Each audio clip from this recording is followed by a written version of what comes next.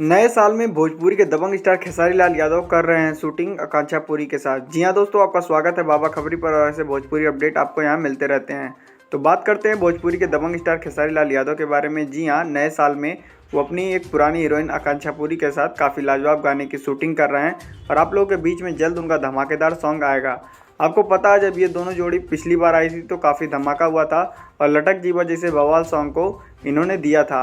और अब की बार भी नए साल की शुरुआत खेसारी लाल यादव ने आकांक्षा पुरी के साथ शूटिंग करके शुरू की है और दोनों लोग शूटिंग के सेट पर दिख रहे हैं। कुछ तस्वीरें मैं आपको दिखा रहा हूँ, ये देखिए।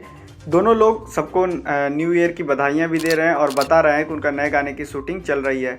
आपको क्या लगता है, खेसारी लाल यादव और आकांक्षा पुरी का ये वाला गाना कैसा होने वाला है? मुझे तो लगता है भाई ब्लास्ट होने वाला। भाई साल के शुरुआत में ही खेसारी लाल यादव अपने बेस्ट हीरोइन के साथ शूटिंग कर रहे हैं, इसका मतलब कोई लाजवाब प्रोजेक्ट ही है जिसपे ये दोनों लोग काम कर रहे हैं। आपको आकांक्षा पुरी और खेसारी लाल यादव की जोड़ी कैसी लगती है, हमें कमेंट बॉक्स में जरूर बताइएगा।